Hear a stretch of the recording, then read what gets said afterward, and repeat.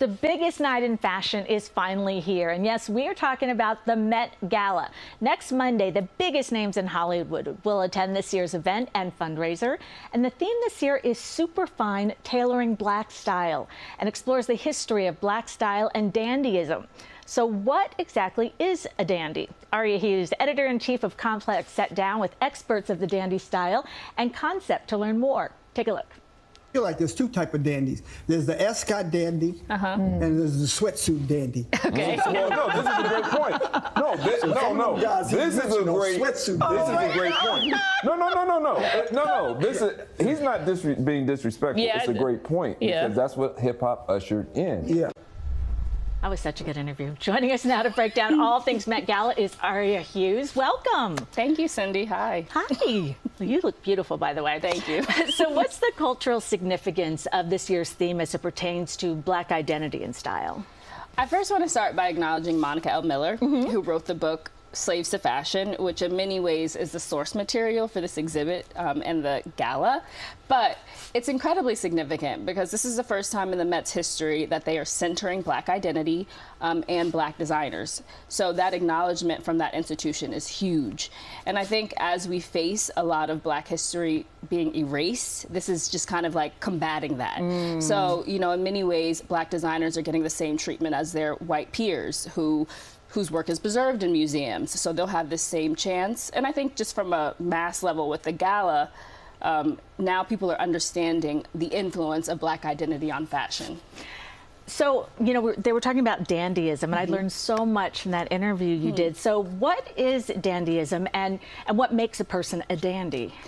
It's really someone who is dedicated to dress. Like they see dress as a discipline in the same way you would viewing working out as a discipline or studying music as a discipline. So they view it as a discipline, and a lot of the times it shows up in tailored clothes.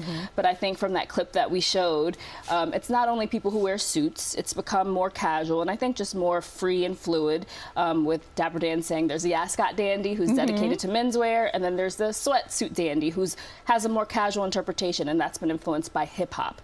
But ultimately, it's someone who wants to use clothes as armor in a way to impact the way in which people perceive them and fight stereotypes that are sometimes rooted in racism.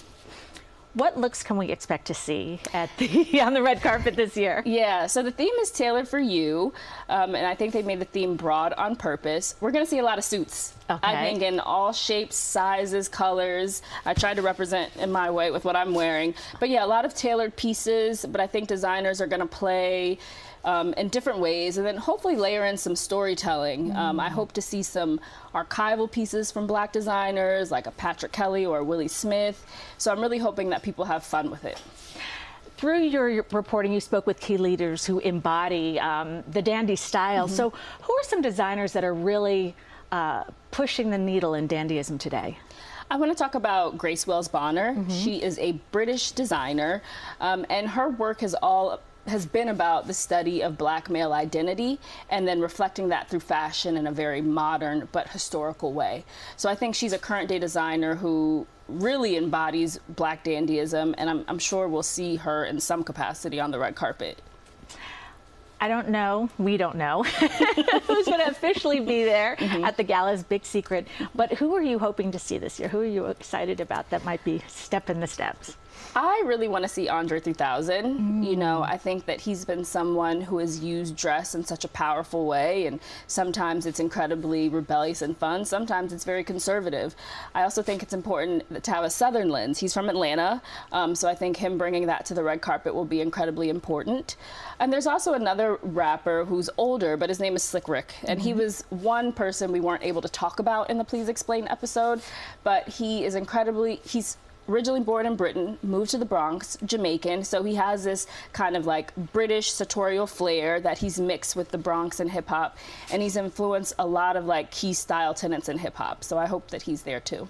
I'm so excited to watch. It's gonna be fun. Aria Hughes, editor-in-chief of Complex. Thanks so much for joining us today. Thank you, Cindy. I appreciate it. And you can check out Aria's Please Explain video by heading over to complex.com. Be sure to tune in for our special coverage of the Met Gala. See all the bold looks plus interviews with the stars from the famous Met Steps. And it all streams Monday night at 8 on CBS News New York. And of course, no Met Gala look is complete without the makeup. Joining us now to talk all things makeup is celebrity makeup artist Vincent Oquendo. Welcome. Thanks for having me. Oh my gosh, this is your 12th Met Gala. Time flies when you're having fun. So what is your favorite part about the whole experience?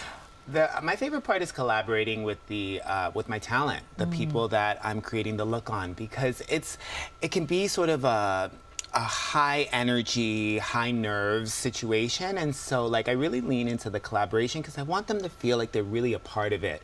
And so I've started creating mood boards, and like a month ago I started creating mood boards because I geek out, you know. Now, this year's theme is Superfine, Tailoring Black Style. So what does that theme mean to you?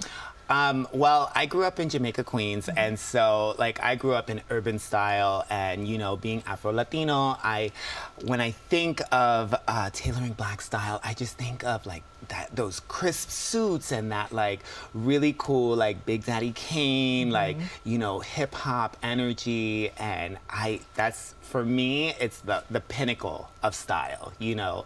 That's my favorite. You're excited. Now, you know, how are you approaching the makeup looks for your clients? So I'm leaning into some Victorian era references. I'm leaning into like Josephine Baker, Harlem Renaissance, that kind of stuff. And I'm blending the masculine energy and the feminine energy. And I think it's not just all one reference. I think you got to sort of tap into a few things and think of your client, you know. Right. So, yeah. So you are, I mean, it seems like we're probably going to be seeing more gender fluid looks this year.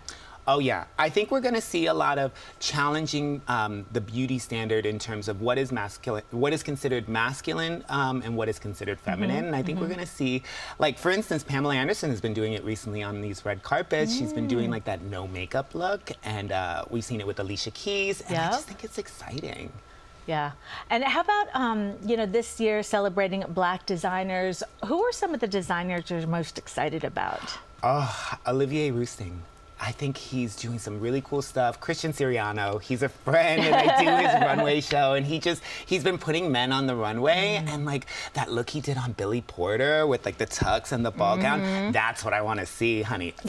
Sign me up. All right, before you go, tell us about your YouTube series. It's called Backseat Beauties, and the tips that you're teaching. Oh my goodness, thank you for asking. Backseat Beauties is sort of makeup instruction on the go, but I get a deep dive into my clients and like what they feel passionate about in their beauty, and because when they're in the chair, we're like honest, and I get to see a different side of them that the world doesn't often get to see. So we get really candid and talk about like everything, and I get to give them a makeup instruction.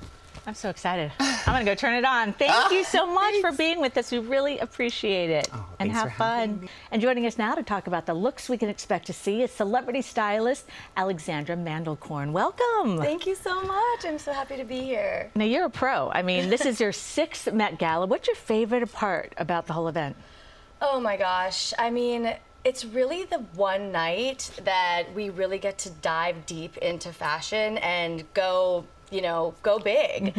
I think there's many other red carpets that are very elegant, sophisticated, chic, but with Met Gala, you really just get to let your creativity fly, and you know, you see things that you wouldn't see anywhere else.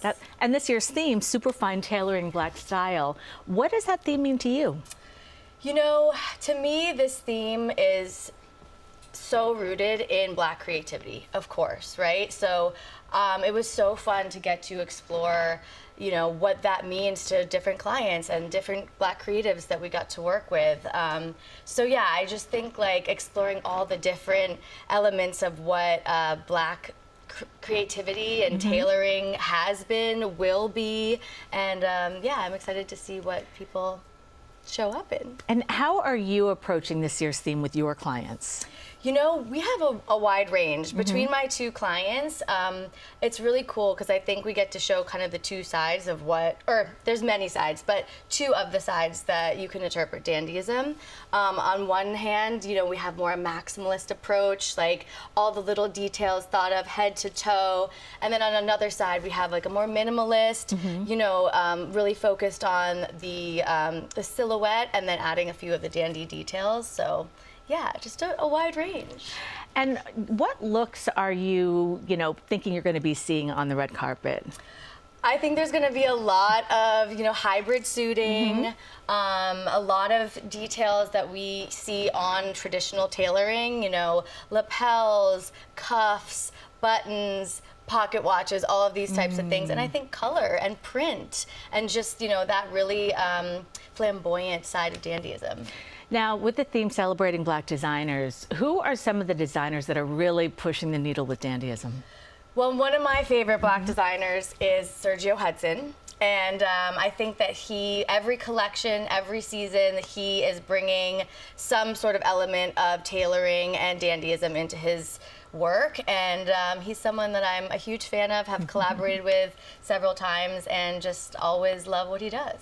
And which stars are you hoping to see this year? Ooh, well, I'm really excited to see my girls, Janelle Monáe and Rachel Brosnahan, hit the carpet. But other than that, I'm really excited about some of the new fresh faces we're going to see who haven't been to the Met Gala before, especially Black talent.